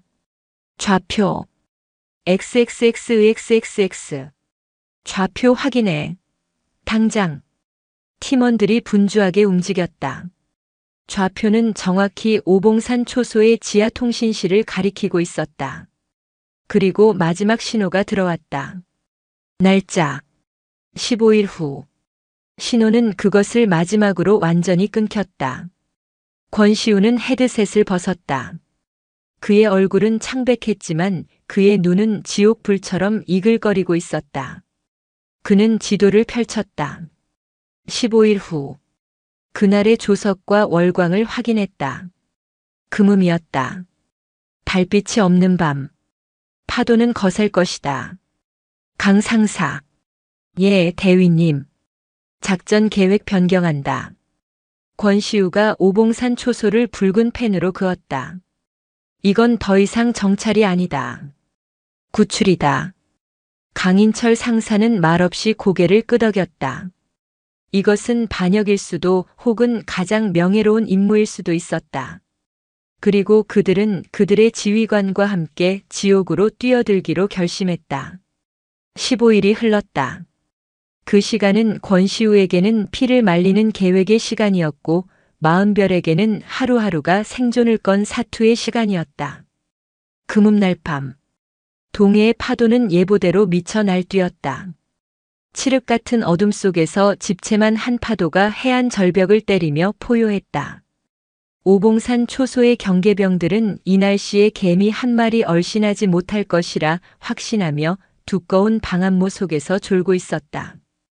바로 그 시각 파도 속을 뚫고 두 척의 검은 고무보트 IBS가 유령처럼 접근하고 있었다. 제707 특수임무단 백호팀. 권시우는 가장 선두에서 특수 제작된 야간 투시경을 통해 절벽을 노려보고 있었다. 수중 침투조 준비. 그의 목소리는 파도 소리에 묻혔지만 뼈에 장착된 진동 마이크를 통해 팀원들에게 선명하게 전달되었다. 이번 작전은 단순한 구출이 아니었다. 리대철이 자리를 비운 사이 마은별을 빼내오는 것. 하지만 만약 그녀가 지하 통신실에 접근하지 못한다면 모든 것이 수포로 돌아간다. 알파조 절벽 침투. 통신실 외부에서 대기. 브라보조 해안에서 어모. 권시우는 직접 알파조를 이끌었다. 그와 2명의 팀원이 얼음장 같은 겨울 바다로 뛰어들었다. 그들은 소리 없이 헤엄쳐 절벽 아래 암초에 도달했다. 이곳은 리대철이 마은별에게 수중 철책을 점검하라고 보냈던 바로 그 죽음의 장소였다.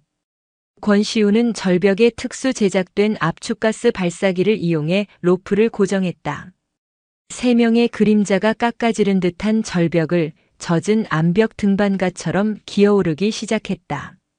같은 시각 오봉산 초소 내부. 마은별은 리대철이 초소를 비운 이 순간만을 기다려왔다. 하지만 그녀는 자유롭지 못했다. 리대철은 떠나기 전 그녀가 또 다른 실수를 저지르지 못하도록 그녀를 낡은 탄약고에 가둬버렸다.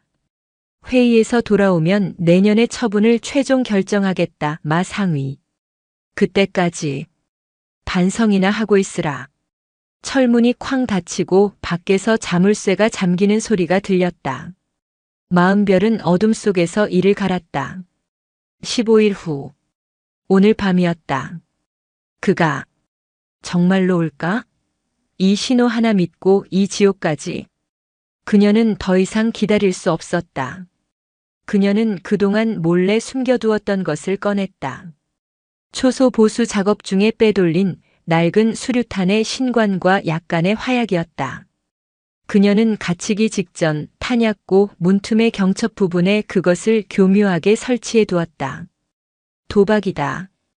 그녀는 탄약고 구석에 몸을 숨기고 미리 연결해 둔 가는 철사를 잡아당겼다. 쾅! 폭음은 생각보다 크지 않았다. 낡은 탄약고의 두꺼운 벽이 소리를 대부분 흡수했다. 하지만 낡아빠진 경첩을 날려버리기엔 충분했다. 무슨 소리야? 초소를 지키던 경비병 2명이 소리를 듣고 달려왔다. 마은별은 부서진 문틈으로 뛰쳐나왔다. 그녀의 손에는 미리 준비한 쇠 파이프가 들려 있었다. 반역이다. 마은별이 타령한다. 경비병이 소총을 겨누는 순간 마은별은 짐승처럼 낮게 몸을 날렸다. 그녀는 지난 몇 달간의 굴욕과 분노 그리고 생존 본능을 모두 실어 쇠 파이프를 휘둘렀다. 크, 컥. 그녀는 정규 격투술이 아니었다. 오직 살기 위한 급소를 노린 잔혹한 타격이었다. 2명의 경비병이 순식간에 쓰러졌다. 경보. 한 명이 비상벨을 누르려 손을 뻗었지만 마흔별이 그의 손을 군화발로 짓밟았다. 그녀는 망설이지 않았다. 쓰러진 경비병의 98식 보총을 집어들고 예비 탄창을 챙겼다. 그녀의 목표는 하나 지하 통신실이었다. 내부 총격음. 절벽 중턱에 매달려 있던 권시우의 귀에 초소 내부의 희미한 총성이 포착되었다. 젠장, 계획이 틀어졌다. 그녀가 먼저 움직였어. 권시우는 미친 듯이 절벽을 올랐다. 알파조 강제 진입한다. 브라보조 경계 태세 격상. 권시우가 절벽 꼭대기에 도달해 초소의 철조망을 절단기로 끊어냈다. 그 순간 초소의 모든 탐조등이 켜지고 비상 사이렌이 울리기 시작했다. 마흔별의 탈출 시도가 발각된 것이다. 마흔별, 저기 있다. 초소 옥상에서 북한군이 그녀를 발견하고 외쳤다.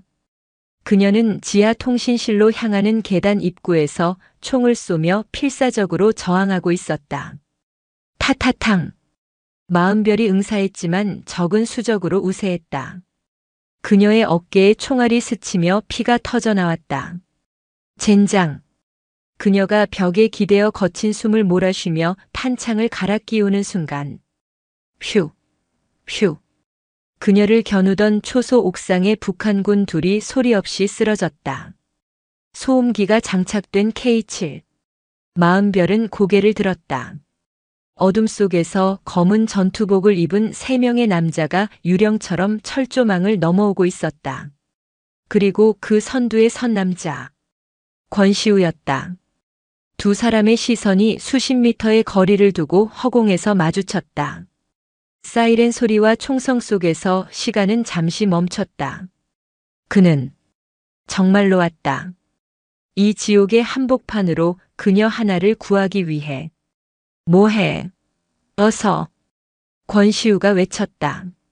마흔별은 이를 악물고 부상당한 어깨를 부여잡은 채 그를 향해 달렸다. 적 특수부대다. 남조선 놈들이다. 쏴라. 초소 내부에서 북한군이 쏟아져 나오기 시작했다. 강상사. 퇴로 확보. 권시우의 팀원 2명이 연막탄을 터뜨리며 북한군의 시야를 차단했다. 권시우는 쏟아지는 총알을 뚫고 마흔별을 향해 달렸다. 괜찮아? 죽을 것 같진 않아. 그가 그녀의 팔을 잡아 이끌었다. 이쪽이다. 두 사람이 절벽 끝 로프가 설치된 곳으로 몸을 날렸다. 먼저 내려가. 권시우가 그녀를 하강기에 연결했다. 같이 가. 명령이야. 마흔별이 절벽 아래로 하강하는 순간 북한군의 총탄이 권시우의 방탄복을 때렸다. 대위님. 난 괜찮다. 어모 사격. 권시우는 절벽 끝에 매달려 K7으로 아래쪽의 추격조를 향해 불을 뿜었다. 그는 마흔별이 무사히 해안의 보트에 탑승하는 것을 확인했다. 이제 그가 탈출할 차례였다. 하지만 그때 초소에서 날아온 유탄 한 발이 그가 매달린 절벽 상부를 강타했다. 쾅! 엄청난 충격과 함께 권시우가 매달려 있던 로프의 고정 장치가 바위와 함께 부서져 내렸다. 대위님. 권시우의 몸은 속수무책으로 수십 미터 아래 칠흑 같은 겨울 바다로 추락했다. 권시우. 보트에 막 올라탔던 마흔별의 절규가 사이렌과 파도 소리를 뚫고 검은 동의 바다에 메아리 쳤다. 권시우의 몸은 중력을 거부할 수 없었다. 추락. 그것은 찰나였지만 영원처럼 느껴졌다. 귓가를 스치는 광포한 바람 소리. 저 아래에서 고무보트 위에서 자신을 올려다보는 마흔별의 경악 어린 얼굴. 그리고 자신을 향해 쏟아지던 적탄의 섬광. 그 모든 것이 주마등처럼 스치는가 싶더니 곧이어 거대한 망치로 온몸을 내리치는 듯한 충격이 닥쳤다. 크억. 수면은 콘크리트 바닥처럼 단단했다.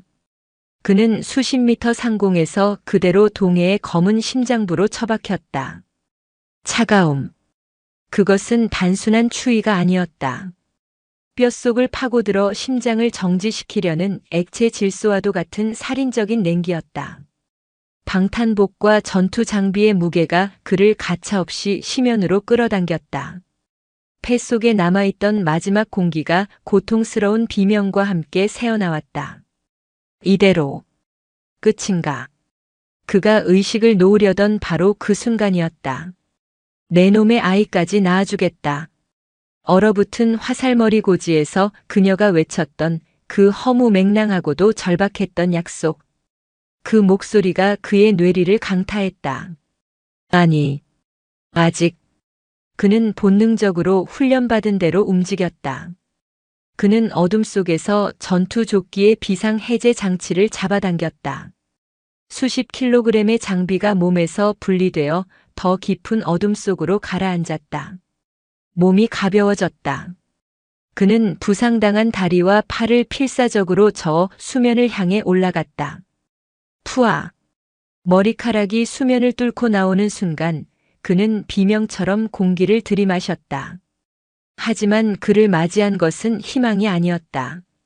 집채만 한 파도가 그의 뺨을 후려쳤고 절벽 위에서는 여전히 총알이 비오듯 쏟아졌다. 대위님. 강인철 상사의 목소리가 들렸다. 검은 고무보트가 그를 향해 돌진해 오고 있었다. 권시우. 가장 먼저 그를 발견한 것은 마음별이었다. 그녀는 부상당한 어깨를 부여잡은 채 보트의 가장자리에 위태롭게 서서 그를 향해 손을 뻗고 있었다. 저격수. 옥상. 스아. 권시우는 물속에서 소리쳤다. 그들을 구하기 위해 그는 자신이 미끼가 되어야 했다. 타타타탕. 마음별이 707 대원의 소총을 빼앗아 들고 절벽 위를 향해 응사했다. 어깨의 부상에도 불구하고 그녀의 사격은 놀랍도록 정확했다. 그녀는 분노와 절망을 총알에 담아 쏟아붓는 듯 했다. 대위님 잡아. 강 상사가 보트를 그에게 바짝 붙였다. 젖은 손이 마침내 보트의 손잡이를 잡았다. 팀원들과 마음별이 합심하여 축 늘어진 짐짝 같은 그의 몸을 보트 안으로 끌어올렸다. 쿨럭컥. 권시우는 갑판 위에 쓰러져 바닷물과 피를 토해냈다. 아까 절벽에서 맞은 유탄의 파편이 그의 방탄복을 뚫고 옆구리를 찢어놓은 모양이었다. 권시우. 정신 차려. 이게 자식. 마음별이 그의 뺨을 거칠게 후려쳤다. 그녀의 눈에서는 눈물인지 바닷물인지 모를 것이 쉴 새 없이 흘러내리고 있었다. 여기서 죽으면 내가 내 놈 시체를 끌고서라도 그 약속. 그녀는 말을 잇지 못했다. 시끄러워. 권시우가 피 섞인 거품을 물며 겨우 속삭였다. 죽지 않아. 추격정입니다. 30방향. 불빛. 팀원 중 하나의 외침이 두 사람의 짧은 재회를 갈라놓았다. 오봉산 초소에서 출동한 북한 해군 경비정이 맹렬한 속도로 접근하고 있었다. 서치라이트가 어둠을 가르며 그들을 비췄다. 젠장. 강 상사 알파조는 퇴출 완료. 이번 보트에 탑승했습니다. 전속력으로 이탈한다. 연막탄 발사. 두 척의 고무보트가 엔진을 굉음과 함께 울리며 파도를 가르고 남쪽으로 내달렸다. 뒤에서는 경비정의 기관포가 불을 뿜기 시작했다. 콱콱쾅. 물기둥이 보트 바로 옆에서 치솟았다. 보트가 전복될 듯이 흔들렸다. 마음별. 권시우가 외쳤다. 내 군장. 의료 키트. 지혈제. 그는 이미 과다출혈로 쇼크 상태에 빠져들고 있었다. 닥치고 숨이나 쉬어. 내 놈 피가 내 얼굴에 다 튄단 말이다. 마음별은 공포에 질려 울부짖었지만 그녀의 손은 그 누구보다 빠르고 정확하게 움직였다. 그녀는 권시우의 찢어진 전투복 사이로 피가 샘솟는 상처를 찾아냈다. 그녀는 자신의 전투복 하의를 찢어 상처에 틀어막고 미친 듯이 압박했다. 안 돼. 이렇게 죽으면 안 돼, 권시우. 그녀는 그가 갱도에서 자신에게 그랬던 것처럼 이제는 그녀가 그의 목숨을 붙들고 있었다. 권시우는 거친 파도에 흔들리는 보트 안에서 자신을 내려다보는 마흔별의 절박한 얼굴을 바라보았다.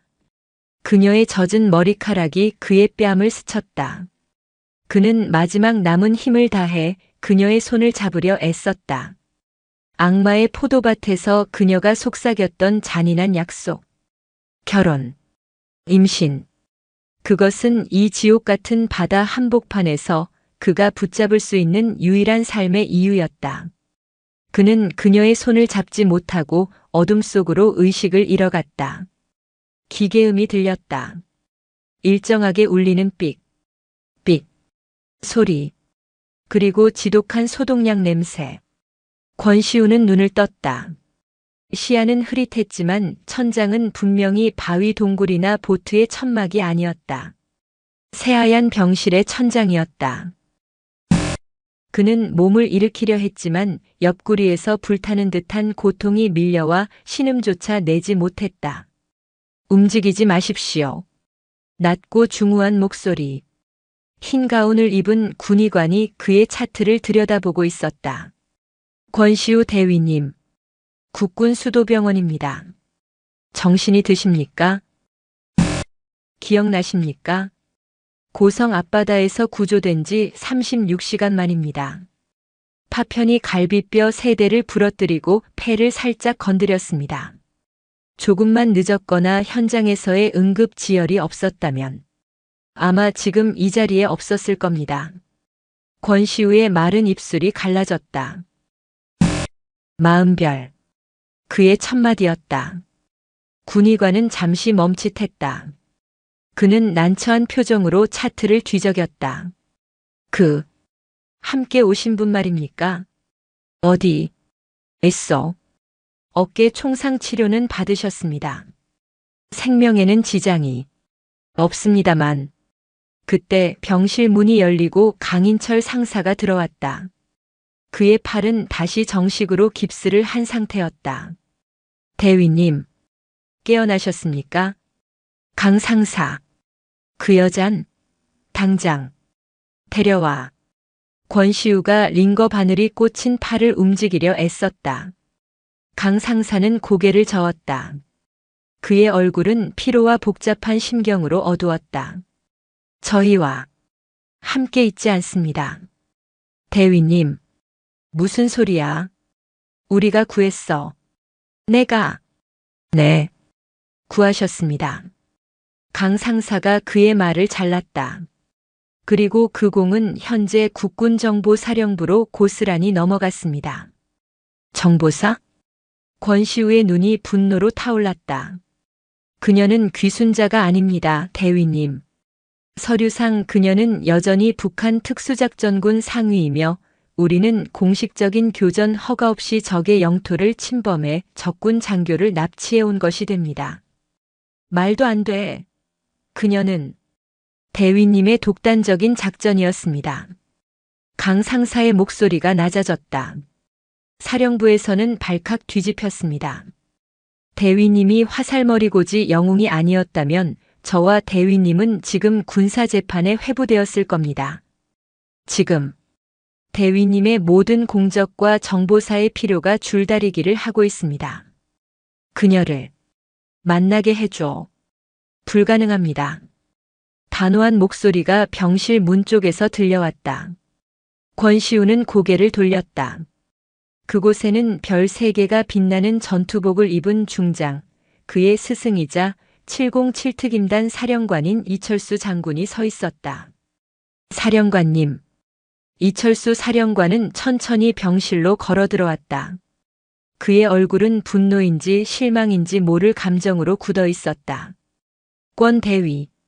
자네가 내 얼굴에 똥칠을 해도 유분수지.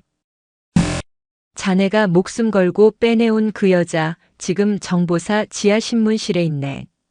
자네가 구출이라는 이름으로 그녀를 또 다른 지옥으로 끌고 온 거야. 권시우의 심장이 얼어붙었다. 오봉산 초소보다 더 깊고 더 차가운 곳. 그녀는 협조하고 있습니까? 아니. 이 사령관이 혀를 찼다. 그 독한 여자는 입을 꾹 다물고 있다고 하더군. 단 한마디도 하지 않아. 오직 권시우를 데려오라는 말만 반복하면서 이 사령관은 권시우의 침대 옆까지 다가와 그를 내려다보았다. 정보사 놈들은 그 여자가 이중간첩이 아닌지 의심하고 있어. 자네를 이용해 남측에 잠입한 고도의 스파이일 수도 있다고 판단한 게지. 그리고 자네는 그 공범이 될 위기에 처했네. 권시우는 주먹을 쥐었다. 손톱이 손바닥을 파고들었다. 아닙니다. 그녀는 나도 안 해. 이 사령관이 그의 말을 막았다. 자네가 갱도에서 그녀를 만난 그날부터 화살머리 고지의 그 미친 승부까지 강 상사에게 모두 보고받았네. 자네, 그 여자에게 단단히 미쳤더군. 사령관은 한숨을 내쉬었다. 기회는 한 번뿐이야, 권 대위. 그가 병실 문을 향해 고갯짓했다. 정보사 놈들이 자네가 깨어나길 기다렸네. 자네의 증언이 필요하다고 하더군. 그 여자가 스파이인지 아니면 정말 자네 말대로 귀순자인지. 자네의 입에 그 여자의 목숨 그리고 자네의 군 생활이 달렸어. 권시우는 링거줄을 거칠게 뽑아내려 했다. 당장 가겠습니다. 진정해. 휠체어를 가져오라. 잠시 후 권시우는 환자복 차림에 담요를 두른 채 휠체어에 앉아 있었다. 강 상사가 미는 휠체어는 병원을 벗어나 지하 통로로 연결된 다른 건물로 향했다. 국군정보사령부. 남산이나 서빙고라 불리던 과거의 악명 높은 기관들처럼 이곳 역시 차가운 공기와 침묵으로 가득 차 있었다. 그들은 복잡한 미로를 지나 한 신문실의 관찰실로 들어섰다. 두꺼운 편광 유리 너머로 방금 전 사령관이 말했던 새로운 지옥이 보였다. 마음별은 작은 테이블 앞에 꼿꼿이 앉아 있었다. 그녀는 깨끗한 민간인 복장을 하고 있었지만 그녀가 앉은 의자 외에는 아무것도 없는 그 방은 오봉산의 탄약고보다 더 숨막혀 보였다. 그녀는 부상당한 어깨를 미세하게 떨고 있었지만 표정에는 굴복의 기색이 전혀 없었다. 그녀는 마치 적진 한복판에 고립된 늑대처럼 날카로운 경계심으로 방 안을 응시하고 있었다. 그때 마치 권시우의 시선을 느낀 것처럼 마음별이 천천히 고개를 돌려 그가 서 있는 편광 유리를 정면으로 응시했다. 유리는 거울처럼 그녀의 얼굴만을 비출 뿐이었지만 그녀는 알고 있었다. 권시우가 저 너머에 있다는 것을. 그녀의 입술이 소리 없이 움직였다. 권, 시, 우. 그리고 그녀는 희미하게 그러나 분명하게 웃었다. 그것은 조롱도 항복도 아니었다. 내가 이겼으니 이제 약속을 지킬 차례라는. 이 창살 따위는 우리 사이에 아무것도 아니라는. 세상에서 가장 강인하고도 잔인한 맹세였다. 권시우는 휠체어의 팔걸이를 부서져라 움켜쥐었다. 그들의 전쟁은 끝난 것이 아니었다. 비무장지대의 철조망 대신 이제는 이념과 불신이라는 더 견고한 창살이 그들 사이에 놓였다. 그들의 목표, 그들의 사랑을 이루기 위한 진짜 싸움은 바로 지금부터 시작이었다.